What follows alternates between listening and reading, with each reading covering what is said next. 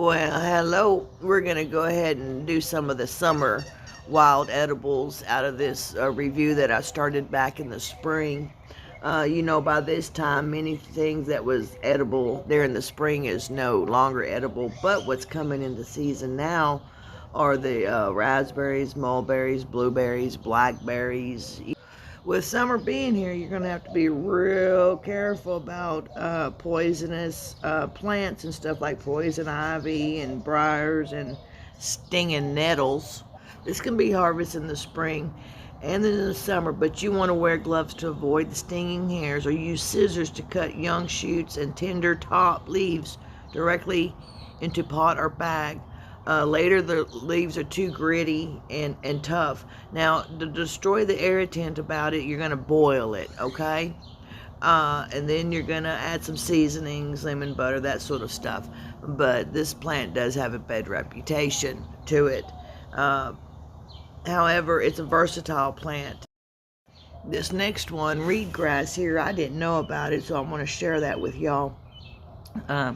You can dig the roots and underground stems all year long. You eat the early shoots raw. You can boil or steam until tendered. You can serve it as a vegetable. You can eat the hardened gum fresh or toast it near a fire. This here plant is found all over the United States, so it will help you in a pinch if need be. The thing about wild rice is that it's found in marshes, shallow ponds, lakes, streams, bays of fresh or brackish water. And the timing is critical on harvesting this during the summer and the fall. And the ripe seeds will fall off easily from the plant. Also, you can use it as you would a cultivated rice. And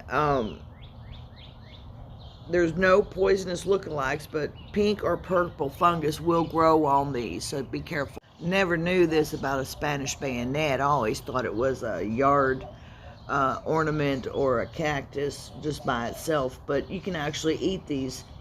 And you can cut the young flower stalks into sections, boil them for 20 or 30 minutes, and roast until the core is tender. I've never eaten these before, but it's something that I want to try out, simply because they are plentiful in this part of the country. Young flower stalks, you want to harvest those before the buds expand and the fruits are as they are available in late spring and summer.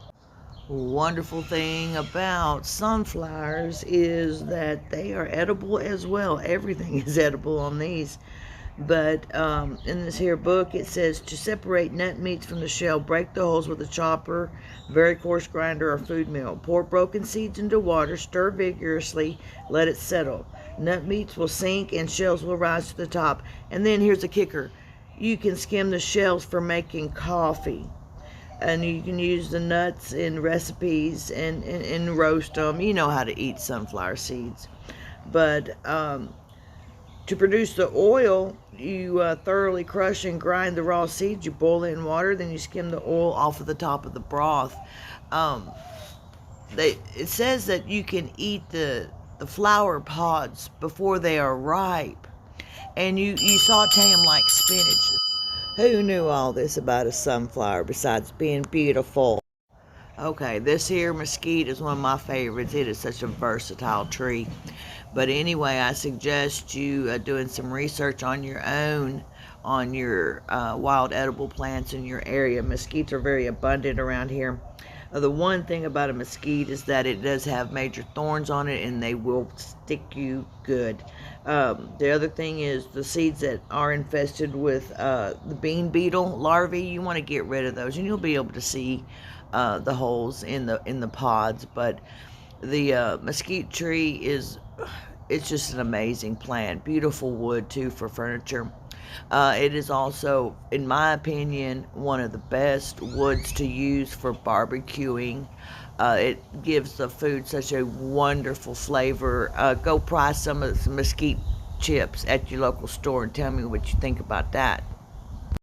Alright, pines are everywhere, and there's certain pines that benefit you more than others. But anyway, usually in August or September, second year on the cones is the best time to harvest them. Oily seeds rich in protein and oils have nutty taste and can be eaten fresh. Thin shell can be cracked with your teeth. You can roast nearly ripe cones to facilitate seed removal and to improve the flavor. And you can also store the cones and seeds for later use. You know, I love the smell of pine, and I've slept under plenty of pine trees. They make nice coverage, but pines have extremely amounts of vitamins and minerals in them for you that will help you in a pinch. Now, there's no need for you to starve, so do your research and find out what you can and can't eat in your area. Okay, this one is a sweet one, wild plum, and that pretty much grows in a lot of areas in the United States, mostly the northeastern side, but there's a lot here in Texas too. But what you want to do is you want to harvest the ripe fruits in the mid to late summer, and you boil the unripe fruits with sugar for emergency food. Now, you want to be careful on these plums because the peel on the outside is what's going to make your stomach upset.